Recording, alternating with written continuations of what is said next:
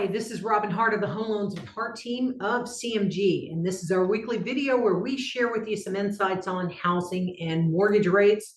Let's get started. We always try to kick it off with interest rates, so let's dive in and see what they have for us this week. The 30-year fixed rate came in at 7.09%, while the 15-year fixed rate came in at 6.48%.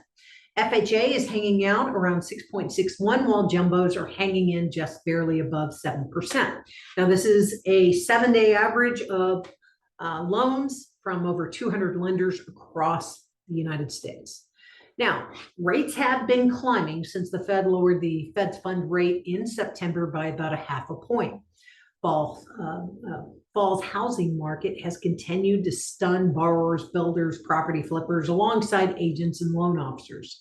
What we are seeing is a Midwest and Northeast housing market surge where it continues to dominate, while those warmer states that were rising stars during the COVID years have recently started to stumble.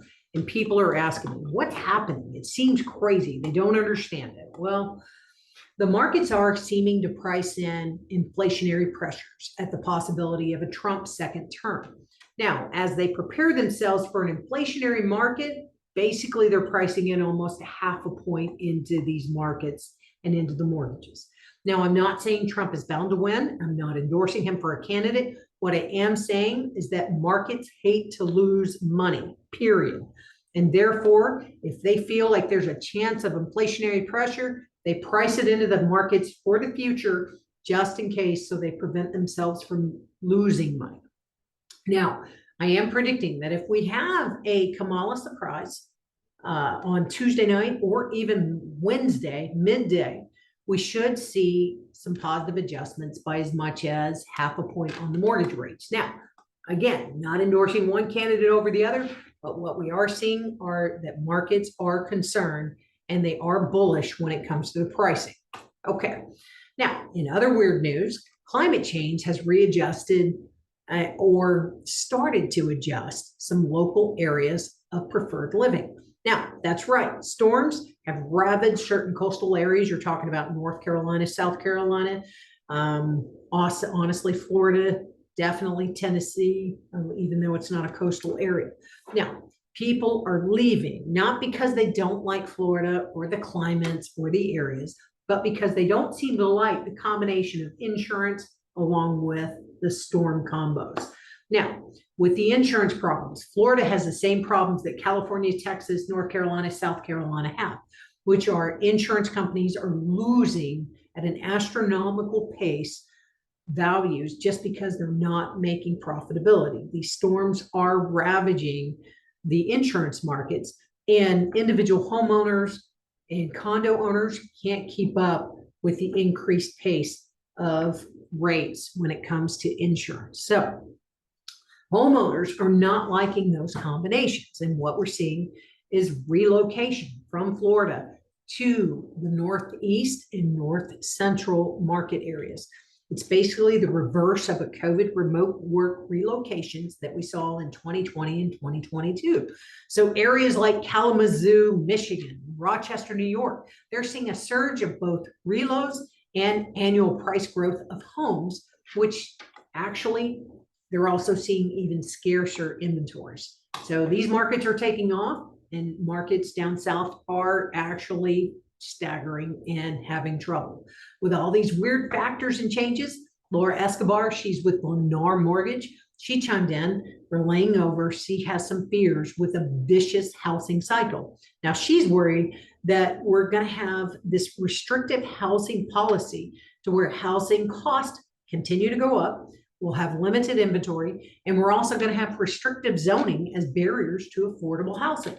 Now, should inflation stick around, with fewer home sales, limited inventory, we could see Laura's Halloween nightmare housing scenario become a true reality.